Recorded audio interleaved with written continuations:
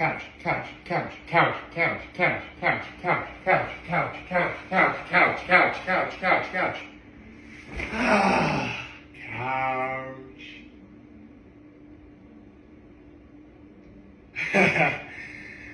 You know, it actually kind of makes me wonder why I don't just simply sit on this couch and do my videos instead of sitting in the chair.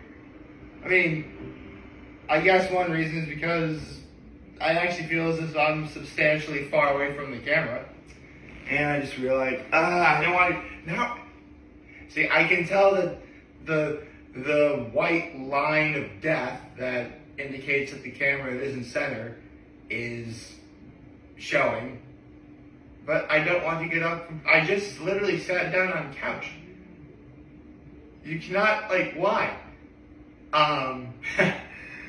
Okay, enough messing around. I'll fix it. Although, if you couldn't tell, I did see that movie. Good morning and happy Monday, everybody.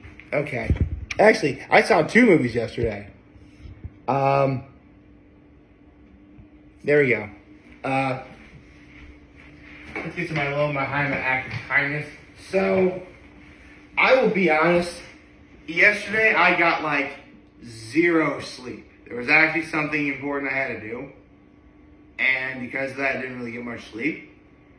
But I do feel as if I was able to make up for everything because I went to a Diversion Brewing Company to check out Cousins Made Lobster. And throughout the day, I saw not 1, but 2 movies. Now, the first, again, one of them I did see again. It was Fantastic Four First Steps with my mom and dad. Actually, you know, before I continue, it did not even occur to me to turn on my computer before I started this. Which, I mean, it's Fantastic Four First Steps. It's still great. And once again, I cried at the scenes that got me the first time. It was even nicer because I was with my mom, though. Oh, my mom and dad, but it was basically my dad, my mom, and then me. And I got to sit next to my mom. And it was nice. And then went to Atlas for dinner afterwards. If you don't know Atlas, it's basically, it's the other really great pizza joint in Corning. And they specialize in brick oven pizza. I actually got their pizza of the day, which was like bacon jalapeno mac and cheese pizza, which is really good. I got a slice there of buffalo chicken, and I got a slice there of spinach artichoke. And it was all really great. But, I mean, listen, you saw the title of the video. You know what the other movie was at this point. That's right, folks. I finally got to see K-Pop Demon Hunters. And it's damn good.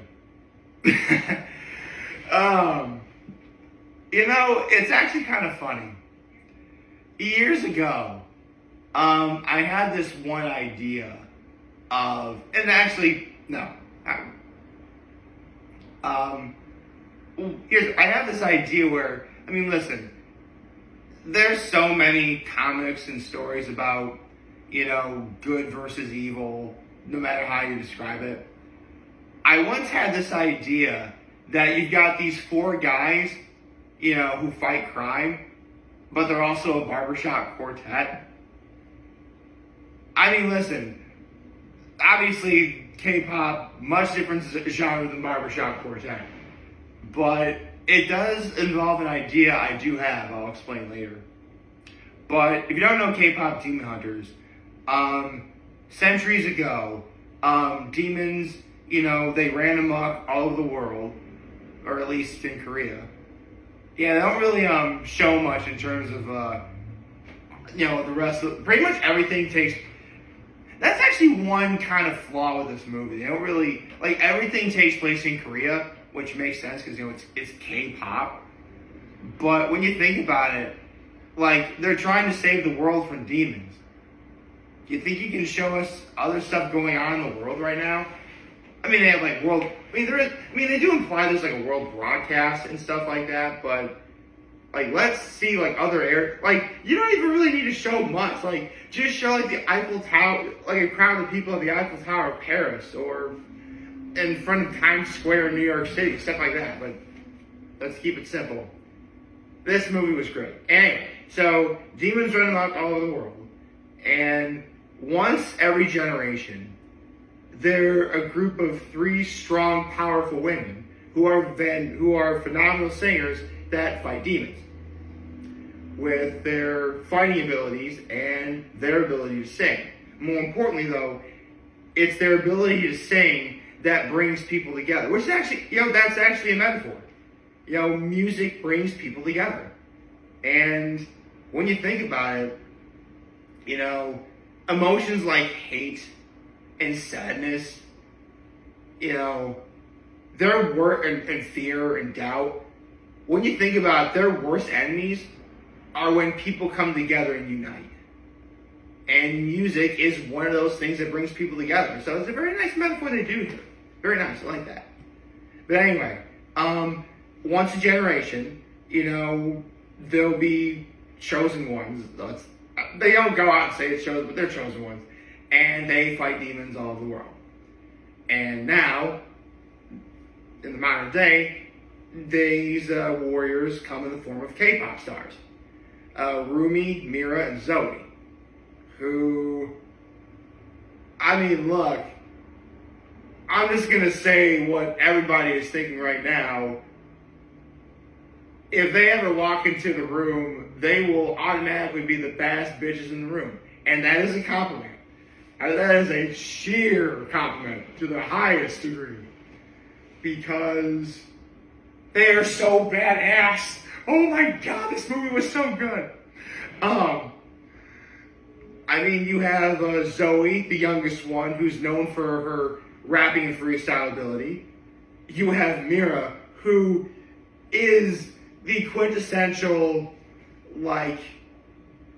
straight-faced, does not care, do not mess with her or you will die mentality that is just awesome.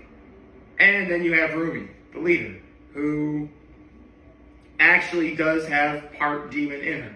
You can tell if a person is a demon because they have markings that only they can see, only the the 3 girls can see, or anyone who's been any of the girls, I guess. Because Celine, who was one of them, the one who trained them was one of them, so now she's training Rumi, Zoe, and Mira.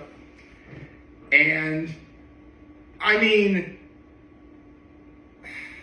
to say it, I could simply say the choreography in this movie alone is awesome, but what type of choreography are you talking about? All of it. The fight choreography, the dance choreography, everything in between. Listen, it's from the people who gave us the Spider-Verse movies. From the animation alone, you're in for a fun ride. And believe me, this was a ride. The first song of the movie is them fighting demons on a plane that breaks apart, and so they're fighting the demons while they're falling from the sky. Which, by the way, how it's done, phenomenal opening song. That's definitely one of my favorites. I would say my top 3 K-pop Demon Hunters songs, in no particular order: How It's Done, This Is What It Sounds Like, and Idol, the penultimate villain song, which, actually, here's the thing, all of the songs in this movie are phenomenal in every way, shape, and form. I just think, Takedown, Soda Pop, Golden, I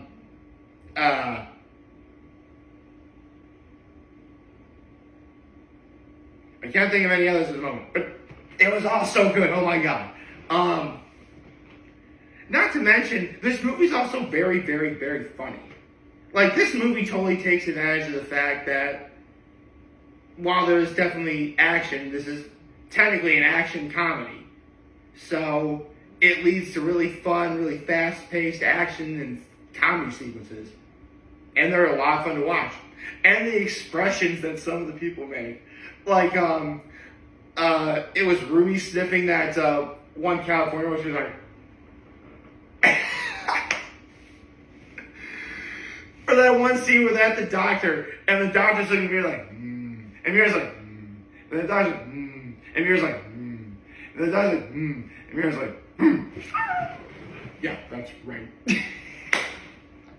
Oh my god, I love this movie. Oh gosh. I mean, should I just call it right now and say that movie's gonna win the Oscar for Best Animated Picture? Because I'm telling you right now, that movie's going to win the Oscar for Best Animated Picture. I mean, don't get me wrong. I mean, there's Elio. I saw Elio. That was really great, too. I mean, between those two movies alone, you're not going to have a shortage for great animated movies this year.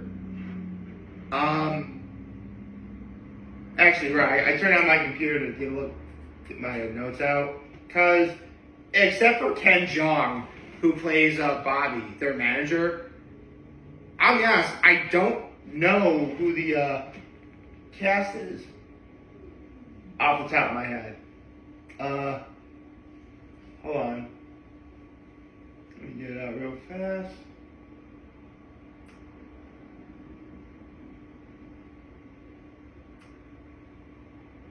Okay, so Arden Show is Rumi. Anhyo Seop is Mei Hong is Mira, and Ji Young Yu is Zoe. Right, so Zoe was the main rapper, and Makane?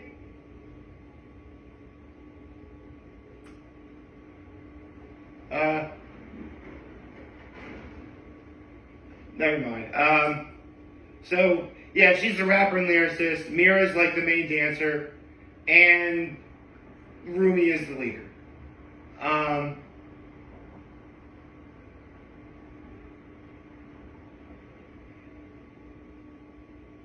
And actually, the weapons they have are... Okay, I'm trying to figure out their weapons. So, Zoe wielded shinkai, or throwing knives. Mira had the... Gokdo polearm, which is basically like a spear with a blade at the end of it. And Rumi had the Sangjum sword, basically a sword, which looks like a lightsaber. I don't think that they're all telling like mini lightsabers. Actually, in a weird kind of way, they're all using lightsabers, but in a cool way, not in a Star Wars way. Star Wars isn't cool, but you get the idea. Man, let me tell you what, this movie was so good. Oh my god. Oh man. Of course, every movie is only as great as its antagonist, and if I can find the well, technically the main villain is Guima, who was played by that one guy from Squid Games. He's basically the head demon. Basically, demons in K-Pop Demon Hunters feed on souls, and they feed them to Guima. And Guima, and they take over the world and stuff. They're probably wondering, like, what are the K-Pop Demon Hunters supposed to do? I mean, obviously they fight demons. They're trying to strengthen what's called the Hun Moon, which is like some sort of like wall that demons can't go through, that comes out of the ground, because demons apparently come out of the ground. And if they create the golden Hun Moon, then they will permanently get rid of demons forever. And hopefully Rumi will no longer have her demon markings. That's the theory. And that's why they were trying to push out the song Golden. Also very good. I mentioned Golden earlier. Very great song. And Rumi is losing her voice, and the markings are getting to her voice. And, you know, she's worried about that stuff.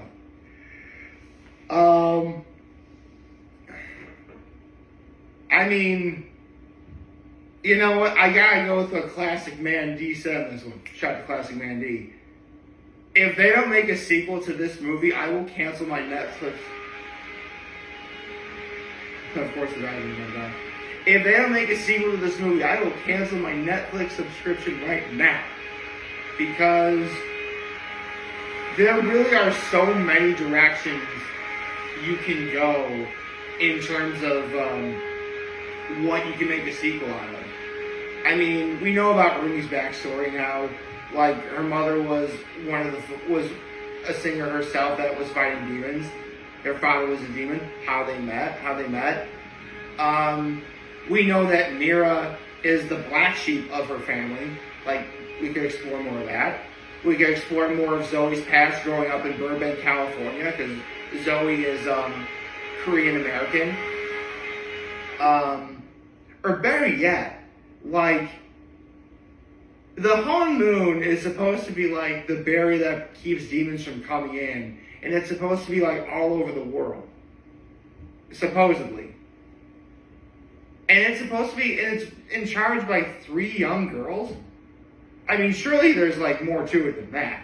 Like, or better yet, remember my idea earlier? How I mentioned like I used to have an idea of a barbershop quartet fighting crime. Why not do that? Like, why not have there be more like bands and singers and stars all over the world that fight demons? And they can all unite to create the Golden Hung Moon. That'd be great. I would love to see that. That'd be really cool. Again, there's like, that's the beautiest thing about this movie is, oh, right. I didn't even talk about the Saja Boys. The Saja Boys are really great. They're great. They're foils for Huntrix, the K-pop Demon Hunters. Like, anyway, like, although it actually is funny. One of the funniest scenes in the movie is in the beginning where Jinu, the head of the Saja Boys, like, we've been doing the song wrong for many years. Why not hit them where it hurts? The fans. And then he was like, you really think a demon boy band is going to fix everything? And then the Saja Boys like pose, and then all the demons are like, yeah, okay, that's just my work. Okay, that's just my work. Again, there's a lot of really fun stuff in this movie, and I loved it. I love this movie. Oh man, I tell you what. Yeah, this movie's gonna... If this movie doesn't win the Oscar for Best Animated Picture, I don't know what to do. Because it would actually be Sony Pictures' second Oscar, because Into the Spider-Verse got one. I believe Across the Spider-Verse did get nominated, but I don't think it won it. But this movie... Yeah, this movie's gonna win an Oscar for sure. In fact, you know what? I can totally see any of the songs from KPop Demon Hunters get nominated for Best Song, too. Yeah, I mean... Although, it is kind of hard to watch this movie and not piece together references from other movies. Like, Rumi trying to hide the fact that she's part demon. That is definitely something you've seen from Frozen before.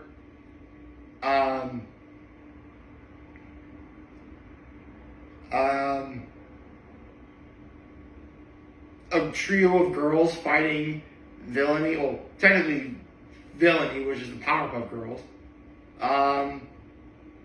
You know what it is? It takes elements from several things we've seen before and does their own spin on it. And you know what? That's fine. At the end of the day, I love this movie. I highly recommend it. I sincerely hope you get the soundtrack for this movie. I did. And it's awesome. Yeah, man, KPop Demon Hunters. It's awesome. I mean, okay, I've listened to a little bit of K-pop. The only K-pop band I've ever really listened to is Blackpink. I mean, it's Blackpink. They're awesome. Ooh. I mean, here's the thing. Obviously, K-pop Demon Hunters is its own world. but they haven't established that there aren't other, K-pop bands in, they have, I could totally see, if they make a sequel, they show off that there's other bands all over the world.